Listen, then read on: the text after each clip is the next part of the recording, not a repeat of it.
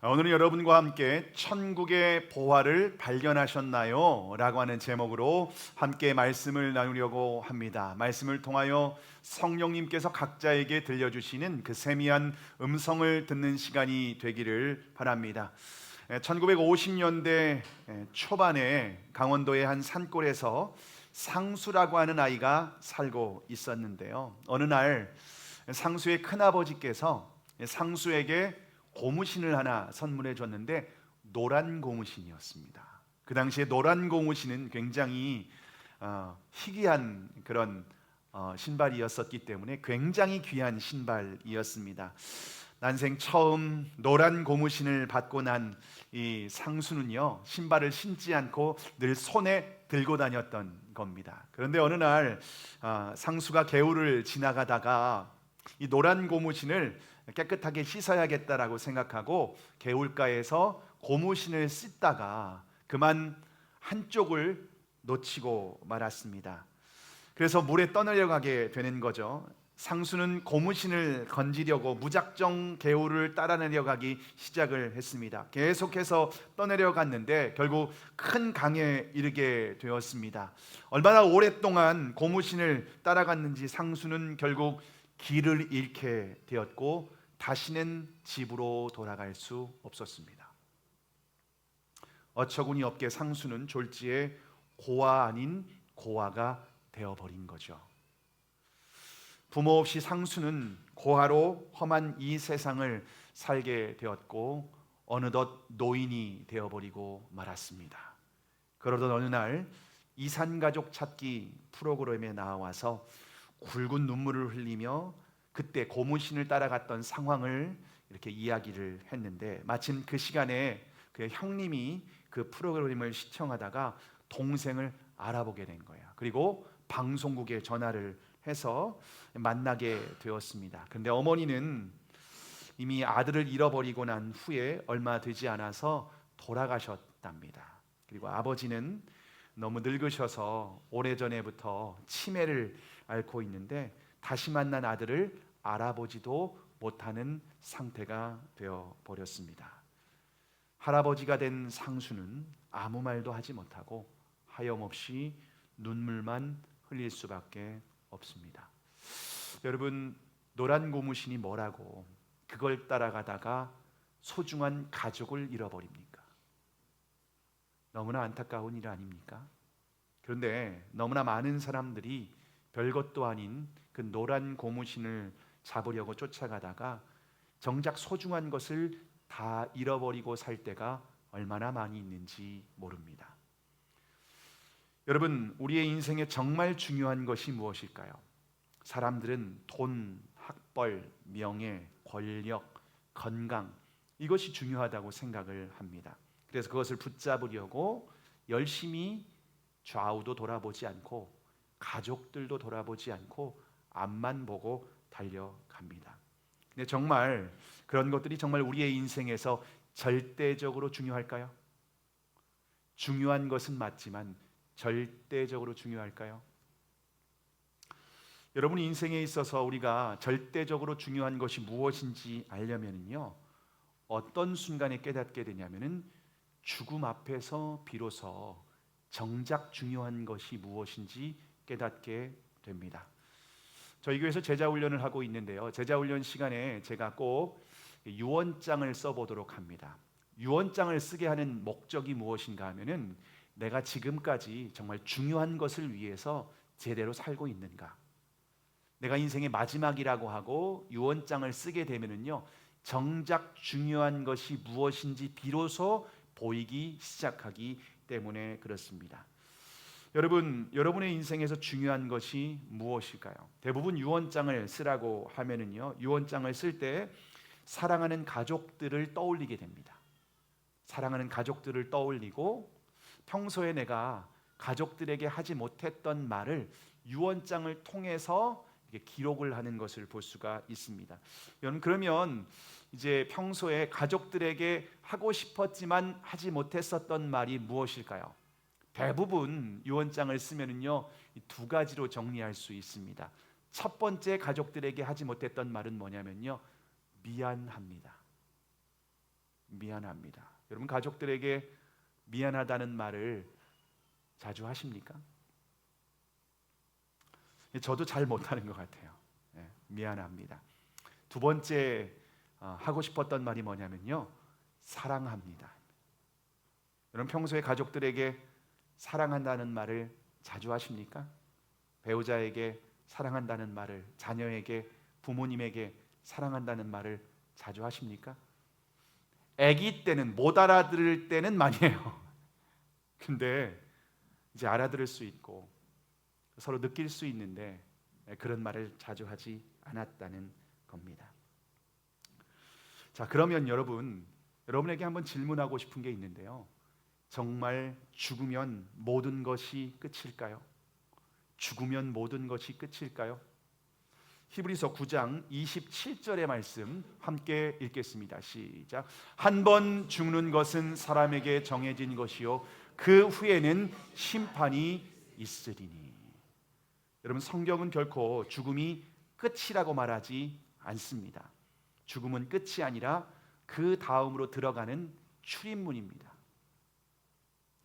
죽음 이후에는 반드시 또 다른 세계가 기다리고 있습니다. 죽음 이후에는 모든 사람들이 그리스도의 심판대 앞에 서게 될 것입니다. 그 심판대 앞에서 우리의 영원한 운명이 결정이 됩니다. 여러분 그렇기 때문에 우리가 죽음 앞에서 나의 삶을 돌아보는 것도 중요하지만 여러분 절대적으로 중요한 것은 심판대 앞에서 내 인생을 돌아보는 겁니다. 왜냐하면 그 심판대는 우리의 영원한 운명을 결정하는 심판대이기 때문에 그렇습니다. 여러분 심판대 앞에서 여러분 무엇이 중요할까요? 우리가 얼마나 공부를 잘했는지, 우리가 얼마나 돈을 많이 벌었는지, 얼마나 큰 집에 살고 좋은 차를 탔는지, 얼마나 건강하고 오래 살았는지, 얼마나 권력과 명예를 누리며 살았는지, 여러분 그런 것을 심판하실까요? 여러분 그리스도의 심판대 앞에서 우리를 심판하시는 기준이 무엇일까요? 로마서 2장 16절의 말씀을 함께 읽겠습니다. 시작. 곧 나의 복음에 이른 바와 같이 하나님이 예수 그리스도로 말미암아 사람들의 은밀한 것을 심판하시는 그날이라. 죽음 이후에 심판대 앞에 서게 될 것입니다. 근데 우리를 심판하실 때 예수 그리스도로 말미암아 심판하신다고 말합니다. 이건 두 가지 의미가 있는데요, 첫 번째, 예수님이 우리의 심판자라는 겁니다. 그리고 심판의 기준은 예수 그리스도로 기준이 된다는 겁니다. 다시 말하면 예수님께서 이 땅에서 보여주신 삶, 그것이 바로 의인의 삶입니다. 우리는 그냥 내가 저 사람보다 좀 더 의롭고 내가 괜찮은 사람이라고 생각하는데 하나님은 그렇지 않게 말씀하십니다. 의의 기준은 예수 그리스도께서 이 땅에서 보여주신 삶입니다. 그래서 한쪽에는 예수 그리스도의 삶을 저울에 올려놓고 또 한쪽에는 우리의 삶을 올려놓습니다. 그래서 만약 1%라도 부족하면은 우리는 죄인입니다. 예수님만이 완전한 의인이시기 때문에. 그래서 만약 예수 그리스도와 같은 의인으로 인정받지 못하면 영원한 심판을 받게 됩니다. 그런데 심판할 때 우리가 살아왔던 어떤 행동이 아니라 은밀한 것까지 심판하십니다. 우리의 생각, 동기, 우리의 마음 먹은 것, 혼자 은밀한 곳에서 행한 모든 죄까지 주님은 철저하게 심판을 하신다고 말씀을 하십니다. 여러분 심판대 앞에서 어떤 심판을 받을 사람입니까? 어떤 판결을 받게 될까요? 의인입니까? 죄인입니까? 영원한 천국입니까? 영원한 지옥입니까? 근데 우리가 어떻게 심판받을 것인지 이미 다 말씀하셨습니다. 로마서 3장 23절에 보시면요, 함께 읽겠습니다. 시작. 모든 사람이 죄를 범하였음에 하나님의 영광에 이르지 못하더니. 우리는 죄인이라고 말씀하고 있습니다. 그래서 하나님의 영광으로 가득한 천국에 들어갈 수 있는 사람 단 한 사람도 없다라고 하는 것을 이미 성경은 우리에게 선언하고 있습니다. 자, 그래서 우리가 심판대 앞에서 우리가 어떻게 의로운 판결을 받을 수 있을지 미리 준비하는 인생이 지혜로운 인생입니다. 왜냐하면 그것이 우리의 영원한 운명을 결정하기 때문에 그렇습니다. 그럼 어떻게 준비해야 될까요? 어떻게 우리가 심판대 앞에서 우리가 의로운 심판을 받을 수 있는 방법이 있을까요? 요한복음 5장 24절의 말씀인데요. 함께 읽겠습니다. 시작. 내가 진실로 진실로 너희에게 이르노니 내 말을 듣고 또 나 보내신 이를 믿는 자는 영생을 얻었고 심판에 이르지 아니하나니 사망에서 생명으로 옮겼느니라. 여러분, 우리를 심판하시는 분은 하나님의 아들이신 예수 그리스도라고 말씀을 드렸습니다. 근데 예수님은 우리의 행위를 볼 때에는요, 의인이 단 한 사람도 없습니다. 그래서 우리에게 또 다른 의의 기준을 제시하셨는데 그게 바로 믿음으로 말미암는 의입니다. 믿음으로 말미암아 의롭다 인정받을 수 있는 이신칭의라고 하는 것입니다. 그래서 오직 믿음으로 하나님께서 우리를 의롭다고 심판을 하실 수 있다라고 하는 겁니다. 다시 말하면 예수 그리스도를 주님으로 믿고 그 예수님과 동행하는 사람들은 영생을 얻었다라고 말씀을 하십니다. 영생을 얻을 것이다 라고 말씀하신 것이 아니라 이미 영생을 얻었다라고 말씀하십니다. 그리고 더 이상 심판에 이르지 않는다 라고 분명히 우리에게 말씀하셨습니다. 왜냐하면 사망에서 생명으로 옮겨졌기 때문입니다. 여러분, 여러분의 혹시 본적지를 아십니까? 어떤 분은 지금 내가 살고 있는 주소도 잘 모르는데 본적지를 어떻게 기억하냐라고 생각할 수 있는데, 저는 충북 옥천군 이원면 강청리 244번지가 저의 본적지입니다. 사실 저의 본적지와 저의 집 주소, 시골 집 주소가 똑같습니다. 여러분, 근데 예수님을 믿기 전에 모든 사람은 죄인이라고 했습니다. 하나님의 영광에 이를 수 없다라고 말씀하고 있습니다. 그래서 예수님을 믿기 이전에 우리의 모든 본적지는 똑같습니다. 여러분이 예수님 믿기 이전에 본적지를 제가 알려드릴까요? 잘 기억하시기 바랍니다. 본적지 주소를 올려주시기 바랍니다. 함께 읽겠습니다. 시작. 하늘나라 지옥군 죽으면 다가리 4444번지. 하늘나라 지옥군 죽으면 다가리 4444번지. 그게 예수 믿기 전에 우리의 본적지라는 겁니다. 그런데 우리가 예수님을 믿으면 본적지가 바뀌게 돼요. 왜냐하면 사망에서 생명으로, 다시 말하면 지옥에서 천국으로 본적지가 바뀌었기 때문입니다. 우리의 바뀐 본적지를 함께 읽겠습니다. 시작. 하늘나라 천국군 믿으면 다살리 천사번지. 여러분 기억하십니까? 여러분 이제 본적지가 바뀌었어요. 하늘나라 지옥군 죽으면 다가리 4444번지에서 이제 하늘나라 천국군 믿으면 다살리 천사번지로 여러분의 본적지가 이제 바뀌었으니까 여러분 잘 기억하실 수 있기를 바랍니다. 여러분 예수님 믿으면 사망에서 생명으로 옮겨지게 된 겁니다. 그래서 저와 여러분의 집은 사망책에서 생명책으로 옮겨지게 되었습니다. 그래서 이 세상을 떠나는 날 아버지 집인 천국에서 영원한 안식을 누리게 될 것입니다. 이것이 바로 그리스도인의 영원한 소망인 줄 믿으시기를 바랍니다. 여러분 이 세상에서 가장 많이 팔린 책이 어떤 책인지 혹시 아십니까? 네? 성경책이 가장 많이 팔렸습니다.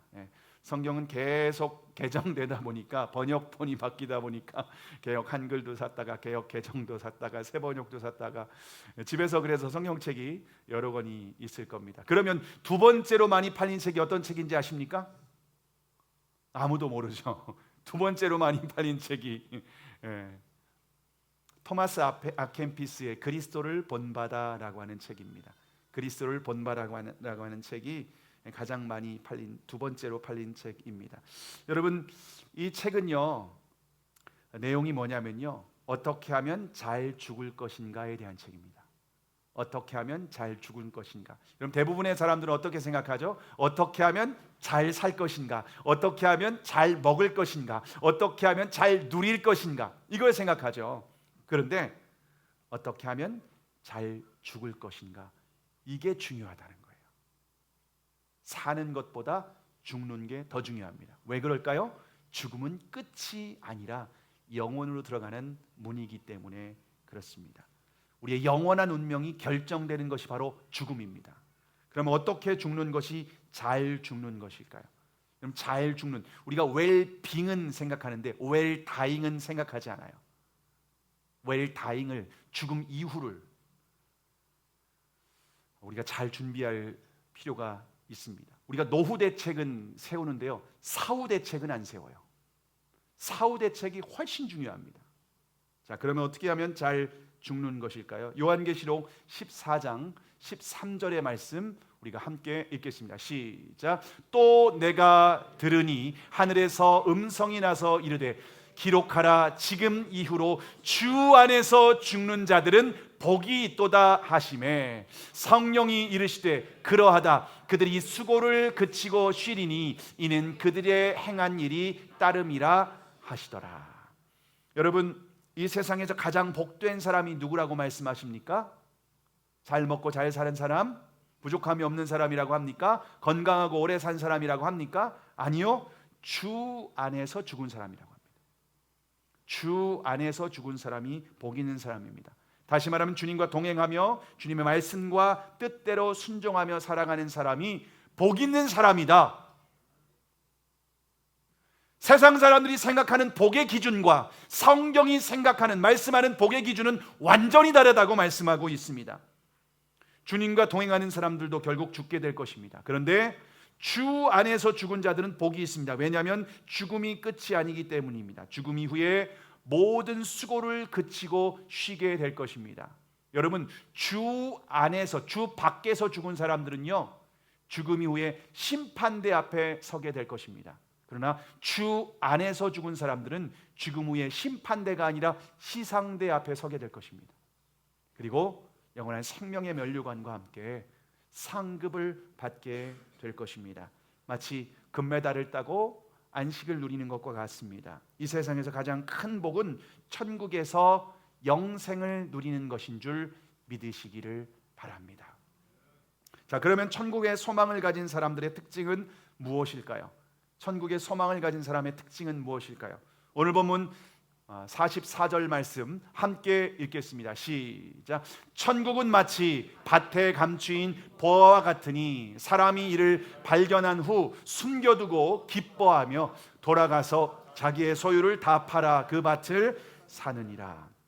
여러분, 천국의 소망을 가진 사람은요, 기대감이 있습니다. 마치 밭에 감추인 보화를 발견한 농부와 같습니다. 이 농부는요, 어느 날 밭에 고용되어서 밭에서 일을 했습니다. 근데 그 밭에서 주인은 이 밭이요, 뭐 이렇게 씨를 뿌려도 농작물을 수확할 수 없는 그런 땅이었습니다. 그래서 주인이 그 땅을 별로 가치 있게 여기지 않았습니다. 근데 그 땅에서 농부가 이 땅을 파다가 보화를 발견한 거예요. 금덩어리를 발견한 거예요. 보물을 발견하게 된 거예요. 여러분, 그 당시에 팔레스타인 땅에는요, 외부의 침입이 많이 있었습니다. 애굽에서 침입을 받기도 하고, 아수르와 바벨론에 의해서 침입을 받기도 하고, 로마에 의해서 침입을 받기도 했습니다. 그러다 보니까 그 당시에 은행이라든가 금고 같은 데에다가 금덩어리를 숨겨둘 수 없었던 겁니다. 그래서 다 밭에 금덩어리를 숨겨둔 겁니다. 근데 금덩어리를 숨겨둔 주인이 죽은 거예요. 주인 죽은 거예요. 그리고 그 밭주인도 그 밭에 금덩어리가 숨겨져 있는지도 모르는 거예요. 땅에 씨를 뿌렸는데 오히려 밭에, 여러분, 금은 보화가 가득 심어져 있는데, 숨겨져 있는데 씨가 내릴 수 있겠습니까? 뿌리가 자랄 수 있겠습니까? 그러니까 이 밭은 옥토밭이 아니라고 생각해서 하찮게 여겼던 겁니다. 근데 그 밭에 땅을 파다가 이 농부는 보화를 발견한 거예요. 그래서 주인은 보화를 보는 눈이 없었기 때문에 주인에게 가서 농부가 이 밭을 내가 사겠다고 한 거예요. 근데 이 주인은요, 밭주인은요, 너무 좋은 거예요. 왜냐하면 어차피 농사도 잘 안 되는 땅이었는데 누가 이 땅을 산다고 하니까, 그것도 자기에게 기대했던 것보다 훨씬 더 높은 가치를 주고 돈을 주고 산다는 겁니다. 그래서 그 땅을 사기 위해서 이 농부가 어떻게 했는지 하면요, 집을 팔았습니다. 자동차도 팔았습니다. 냉장고도 팔았습니다. 집에 있는 돈이 될 만한 건 다 갖다 팔았어요. 옷도 당근으로 팔고요, 신발도 당근으로 다 팔아가지고 뭐 거의 빈털터리가 된 거예요. 그리고 그 밭을 샀습니다. 주변의 사람들이 다 비웃었어요. 아이고, 어떻게 땅을 보는 눈이 저렇게 없을까? 농사 지지리도 안 되는 땅, 저런 땅을 누가 사나? 어리석고 불쌍한 사람이라고 생각을 했습니다. 근데 여러분, 그 농부가 그 밭을 사면서 그 마음에 어떤 마음이 있었을까요? 바보들, 지금 이 땅에 뭐가 숨겨져 있는지도 모르고. 여러분, 농부는요 결코 슬프지 않았습니다. 그리고 이것은 가장 확실한 투자라고 생각했었던 겁니다. 여러분, 이 농부가 이 보화를 발견한 이 마음을, 그래서 그 밭을 산 마음을 어떻게 하면 우리가 좀 공감할 수 있을까 제가 고민하다가 문득 생각난 드라마가 있었습니다. 몇 년 전에 송중기가 주연했던 재벌집 막내 아들이라는 드라마 혹시 보셨습니까? 젊은 사람들은 혹시 보신 분들도 있을 텐데요. 거의 한 27% 시청률이 기록될 정도로, 요즘 27%는요 어마어마한 시청률입니다. 그 드라마에 보시면요, 송중기가 인생 2회차를 그냥 미래에서 과거로 돌아간 겁니다. 미래에서 과거로 돌아가서 다시 환생한 그런 이 드라마 주제인데요. 여러분, 이 미래에서 과거로 돌아갔기 때문에 무슨 일이 어떻게 벌어질지, 어떤 결정이 이루어질지 다 아는 거예요. 할아버지가 재벌입니다. 삼성가를 비유로 들어서 했던 그런 소재로 만들었던 드라마인데요. 회장님이, 할아버지가, 우리가 기업에 이제 우리나라에서 월드컵을, 한일 월드컵을 하는데, 우리나라 이 월드컵이 과연 얼마나 올라갈지 아무도 모르는 거예요. 그런데 미래에서 과거로 돌아간 사람은 알아요, 몰라요? 송중기는 아는 거예요. 그러니까 투자 확실히 하라고, 우리나라 월드컵에 이번에 대대적인 투자를 기업에서 완전히 올인을 하면은 기업이 대박 날 거라고 하는 겁니다. 여러분, 근데 사람들은요, 설마 16강이나 올라가겠어? 16강 올라가는 것도 불가능해 라고 생각하는데, 이미 4위까지 올라간 2002년 월드컵에서 우리나라가 4위 할 거를 당연히 알잖아요. 그러니까 올인하라고, 투자하라고, 광고에 올인을 하라고. 실제로 우리나라가 4위를 하게 되죠. 대통령 선거를 앞두고 있습니다. 대통령 선거를 앞두고 있을 때 보통 기업에서 선거 자금을 지원을 하죠. 그런데 선거 자금을 지원을 하는데 어느 대통령에게 지원을 해야 될지 모르는 거예요. 그래서 적당히 양쪽에 적당히 이렇게 절반씩 이렇게 자금을 후원해야 되는지, 아니면은 A 후보에게 후보해야 되는지 B 후보에 해야 되는지 전혀 모르는 거예요. 근데 송중기 아역 배우가 했는데 명확하게 어떤 후보에게 투자라는 겁니다. 그것도 수십억을 투자라는 거예요. 재벌 입장에서는요, 야, 반대가 되면 어떡해? 그리고 그렇게 많은 돈을 투자해도 되겠어? 근데 송중기는 다 아는 거예요. 누가 될지 다 아는 거예요. 그러니까 투자를 하라고 해도 자신 있는 거예요. 자신 있게 얘기해. 너 만약에 안 되면 어떻게 할래? 무조건 됩니다. 왜 그럴까요? 다 아니까. 미래를 다 아니까. 미래를 다 알면은 확실하게 투자할 수 있는 겁니다. 여러분, 농부의 마음은요, 이처럼 미래를 다 아는 거예요. 죽음 이유를 다 아는 거예요. 보화가 있는 걸 발견한 거예요. 그래서 가장 확실한 곳에 투자한 겁니다.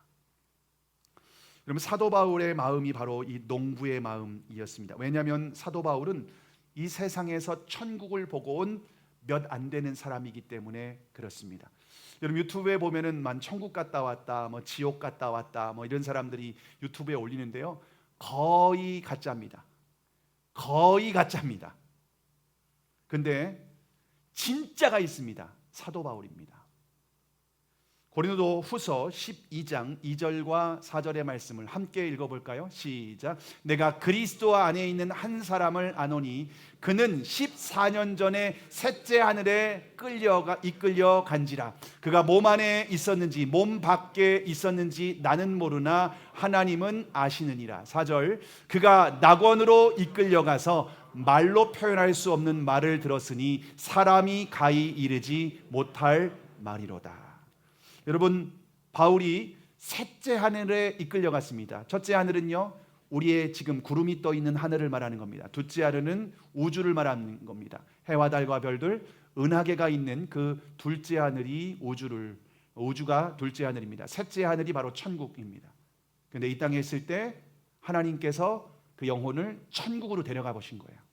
그리고 그곳에서 다 천국을 직접 눈으로 확인하고, 그리고 주님의 말씀도 직접 천국에서 들은 겁니다. 여러분, 그래서 천국을 보고 온 사도 바울은요, 어디에 투자해야 될지 정확하게 알았습니다. 그래서 자신의 인생을 복음을 위해서 올인했습니다. 왜냐하면 보화를 발견했기 때문입니다. 보화를 발견했기 때문에 자신의 인생을 복음을 위해서 올인해도 전혀 힘들지 않았습니다. 왜냐하면 이건 가장 확실한 투자이기 때문에 그렇습니다. 복음을 전하다가 매를 맞고 돌에 맞고 죽음의 위협과 수많은 고난이 있었습니다. 그런데 사도 바울은 전혀 고민하거나 뒤를 돌아보지 않았습니다. 왜냐하면 가장 확실한 곳에 투자하는 것이기 때문입니다. 보고 왔어요. 보고 왔기 때문에 진짜 있구나, 천국이다, 여기에 투자하는 건 확실하다. 그래서 자신의 인생을 다 복음을 위해서, 천국을 위해서 올인한 줄 믿으시기를 바랍니다. 여러분, 우리가 천국을 위해서 투자하는 건요, 우울한 게 아니에요. 가장 확실한 것에 투자하는 겁니다. 전혀 흔들릴 필요가 없습니다. 왜냐하면 죽음 이유는 명확하게 이미 결정되어 있기 때문에 그렇습니다. 혹시 저와 여러분의 마음에 농부의 마음이 있습니까? 여러분, 농부의 마음이 있습니까? 천국을 위해서 투자하고 계십니까? 천국을 생각하면 설레이고 기대감이 있습니까? 여러분, 대부분 천국의 소망이 있다고는 하지만요, 정작 지식적으로 알고 있는 사람들이 대부분입니다. 그러면 천국의 소망이 실제인지 내가 지식적으로만 알고 있는지 어떻게 확인할 수 있을까요? 제가 이렇게 질문을 해보면요, 알 수가 있습니다. 지금 하나님께서 당신의 영혼을 천국으로 부르신다면 어떻게 반응하시겠습니까? 여러분의 영혼을 지금 천국으로 딱 데려가신다고 합니다. 기쁨과 설레임으로 아멘 할렐루야 라고 반응하십니까? 아니면 두려움과 절망으로 노멘 놀렐루야 이렇게 반응하시겠습니까? 여러분의 천국은 실제입니까? 아니면 혹시 모르는 보험 정도로 생각하십니까? 어느 가정의 시어머니 권사님이 임종을 앞두고 계셨습니다. 그래서 며느리가 목사님을 모시고 임종 예배를 드렸습니다. 목사님께서 천국의 소망을 그 시어머님에게 말씀을 드렸습니다. 시어머님은 권사님이셨습니다. 평소에 교회를 아주 열심히 다니셨던 분이셨습니다. 그런데 임종 예배를 드린 후에도 여전히 어머님이 두려움으로, 죽음에 대한 두려움으로 너무 가득한 겁니다. 그래서 며느리가 시어머니에게 조심스럽게 이렇게 말씀을 드렸습니다. 어머니, 천국은 고통도 슬픔도 없는 곳이에요. 천국 가시면 사랑하는 주님을 만나게 될 거예요. 주님과 함께 영원히 천국에서 행복하게 살 거예요. 그곳에서 먼저 가신 아버님과 또 성도들도 만나게 될 거예요. 어머니 두려워하지 마시고 편안하게 천국에 가시면 돼요. 며느리는 어머님을 생각해서 한 말이죠. 네, 어머님이 며느리의 말을 듣고 이렇게 대답을 하시는 겁니다. 야, 그렇게 좋은 천국 너도 같이 가자. 며느리가 시어머니의 말을 듣고 너무 당황했어요. 그래서 이렇게 대답했습니다. 어머니, 저는 어머님이 사랑하는 손자, 손녀를 키워야 돼서 지금은 천국 갈 수가 없어요. 먼저 가시면 나중에 갈게요. 시어머님이 이렇게 대답을 하시는 겁니다. 그렇게 좋은 천국 우리 애들도 다 같이 가자. 여러분, 시어머니와 며느리가 천국 소망이 있다고 하지만은 머리로만 알고 있을 뿐 믿지는 않는 거죠. 진짜 믿는 게 아닌 거죠. 여러분, 우리가 머리로 아는지 내가 진짜 믿는지 자신에 대한 천국의 소망을 점검해 보시기 바랍니다. 그리고 나는 천국을 위해서 진짜 투자하고 있는지. 여러분, 천국의 소망을 가진 사람은 어떤 사람일까요? 여러분, 손양원 목사님 아시죠? 사랑의 원자탄이라고 불리는 목사님이신데요. 근데 두 아들이었던 동인과 동신, 첫째 아들과 둘째 아들이 공산당에 의해서 죽임을 당해서 먼저 천국에 보냈습니다. 그런데 두 아들을 죽인 그 청년을 양자로 삼죠. 양자로 삼았습니다. 그리고 그 청년에게 가해지는 모든 형벌을 전부 다 스톱을 시켰습니다. 그리고 장례식에서 10가지 감사를 고백합니다. 그 감사 중에서 이런 고백이 있습니다. 미국 유학 가기로 결정된 동인과 동신, 미국 유학보다 더 좋은 천국 가게 해주심에 감사합니다.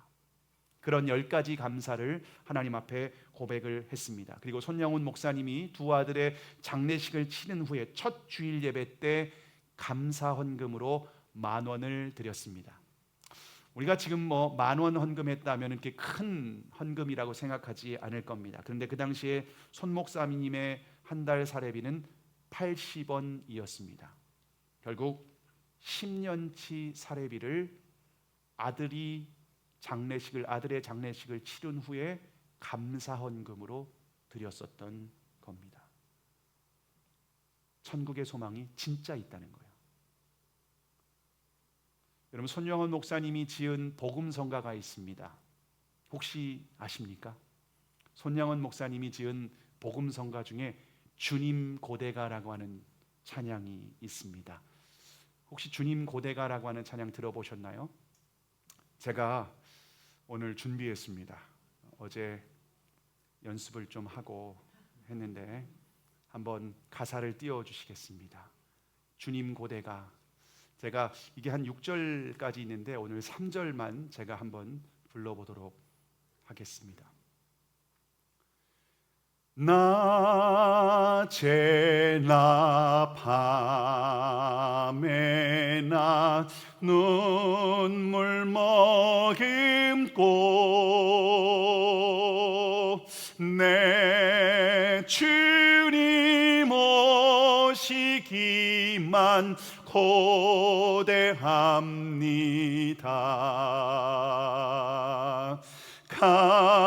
가실 때 다시 오마 하신 예수님, 오 주여 언제나 오시렵니까?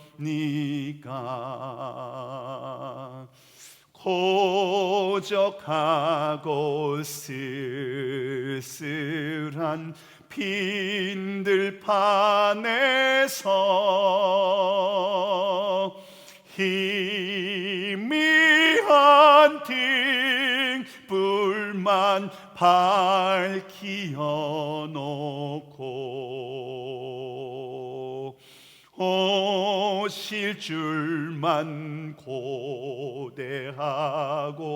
기다리오니 오 주여 언제나 오시렵니까?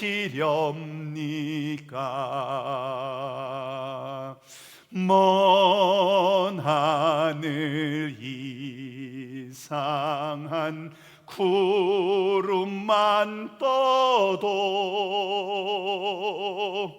행여나 내 주님 오시는가 해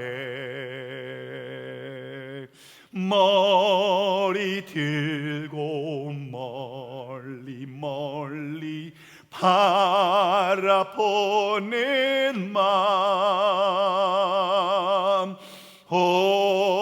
주여 언제나 오시렵니까? 여러분, 손영원 목사님의 마음에는 진짜 천국의 소망이 있었던 거예요. 저와 여러분의 마음에 천국의 소망이 있나요?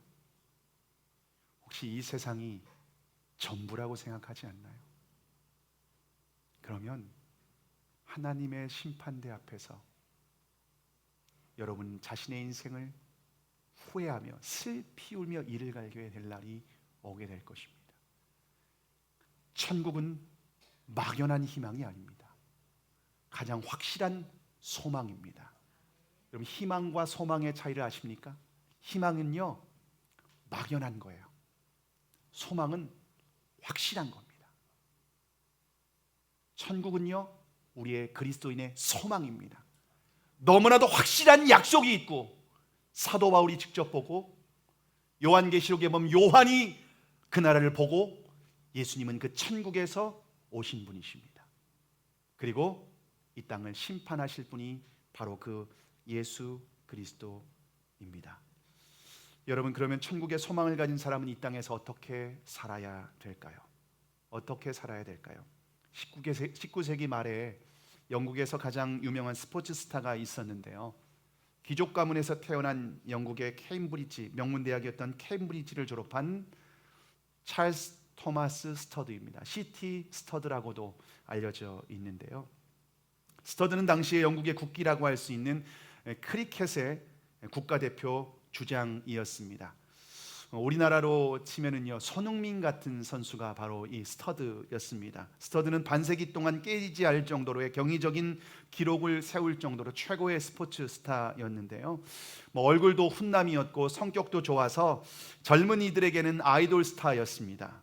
스터드는 마음만 먹으면 영국의 정치가로도 성장할 수 있는 미래가 활짝 열려있는 젊은이였습니다. 그런데 그 스터드가 무디 목사님이 인도하는 캠퍼스 집회에 참여하게 됩니다. 그 집회에서 스터드가 예수 그리스도를 인격적으로 만나고 회심을 하게 됩니다. 그리고 자신이 추구했던 이 부귀와 영화가 영원하지 않다는 것을 깨닫게 됩니다. 결국 노란 고무신과 같다는 것을 깨닫게 된 거죠. 그래서 당시에 모든 사람들이 부러워하는 미래를 다 내려놓고 복음을 위해서 자신의 삶을 헌신하기로 결정을 합니다. 그리고 1885년에 스터드는 케임브리지 출신의 6명의 동료들과 함께 허드슨 테일러가 창시한 중국 내륙 선교에 헌신을 하였습니다. 중국 내륙 선교는 그 당시에 가장 핍박이 심한 지역으로 유명했었는데, 그 당시에 부모님으로부터 유산을 수십억을 물려받았습니다. 근데 모든 유산을 선교와 구제로 다 드리고 무일푼으로 오직 믿음으로 선교에 뛰어들었습니다. 스터드는 중국에서 10년 동안 헌신을 하고 아버지의 유언을 따라서 인도에서 6년 동안 선교를 하게 됩니다. 마지막에는 아프리카에서 18년 동안 선교사로 살다가 지금의 웩이라고 하는 선교단체를 창시하게 만들게 됩니다. 여러분, 그런 스터드가 남긴 시가 있는데 그 시 중에서 한 구절이 우리가 어떻게 살아가야 될지를 보여주고 있습니다. 한번 띄워주실까요? 함께 읽겠습니다. 시작. 단 한 번의 삶 곧 지나가리니 오직 그리스도를 위해 행한 일만 영원하리. 여러분, 우리의 인생은 단 한 번밖에 없습니다. 인생 2회차 없습니다. 근데 우리는 죽음 이유를 아는 사람입니다. 한 번뿐인 인생 곧 지나가게 됩니다. 가장 확실한 곳에 투자해야 되는데 그리스도를 위해서 행한 일만 영원합니다. 밭의 감추인 보화는 예수 그리스도입니다. 예수 그리스도를 위해서 살고 예수 그리스도의 말씀에 우리의 삶을 드리고 예수 그리스도의 말씀에 순종한 것만 인정받습니다. 이 땅은 그리스도인의 영원한 종착지가 아니라 잠시 거쳐가는 정거장일 뿐입니다. 우리의 영원한 집은 아버지 집 천국입니다. 우리의 삶을 심판대 앞에서 돌아보시기 바랍니다. 여러분의 삶이 하나님 나라에 합당한 삶을 살았습니까? 아니면 그렇지 않은 삶입니까? 여러분이 자신이 어떤 삶을 살았는지 제가 네 가지 삶을 여러분에게 제시할 겁니다. 네 가지 중에 여러분은 어디 한 곳에 속해 있을 겁니다. 띄워주실까요? 첫 번째, 하나님 나라 천국에 앞으로 들어갈 것이라고 생각하며 살았다. 두 번째, 하나님 나라 천국과는 상관없이 세상만 바라보며 살았다. 세 번째, 하나님 나라 천국 주변에서 빙빙 돌면서 살았다. 네 번째, 하나님 나라 천국 안에서 주님과 동행하며 살았다. 네 번째가 아닌 인생은요, 여러분, 잘못된 것에 투자하고 있다는 겁니다. 여러분의 삶을 제대로 투자하고 제대로 살아오셨습니까? 만약 합당하지 못하다면 여러분, 죽음 이후에 어떻게 될지 명확하게 결정이 되어 있습니다. 명확한 결정 앞에 고민할 필요도 없습니다. 헷갈릴 필요도 없습니다. 가장 확실한 것에 투자하는 사람이 가장 지혜롭고 현명한 사람이라고 성경은 우리에게 분명히 말씀하고 있습니다. 여러분, 합당하지 못하다면 회개하시기 바랍니다. 천국의 보화를 발견하셨다면 이제부터 예수 그리스도를 위해서 사시기 바랍니다. 날마다 내 안에 계신 예수 그리스도와 동행하시기 바랍니다. PPT는 이제 내려주셔도 됩니다. 모든 사람에게 그리스도를 증거하시기 바랍니다. 고난 가운데 있다면 예수 그리스도를 바라보며 인내하시기 바랍니다. 주변에 있는 사람들을 오직 그리스도의 사랑으로 섬기시기 바랍니다. 주님의 몸된 교회 안에서 자신의 은사와 달란트로 충성하시기 바랍니다. 이것이 가장 확실한 투자입니다. 천국의 소망을 가진 사람이 이 땅에서 어떻게 살아야 될지 오늘 말씀을 통해 명확하게 정리하시고 저와 여러분의 삶이 그에 합당한 인생이 되기를 주님의 이름으로 축복합니다.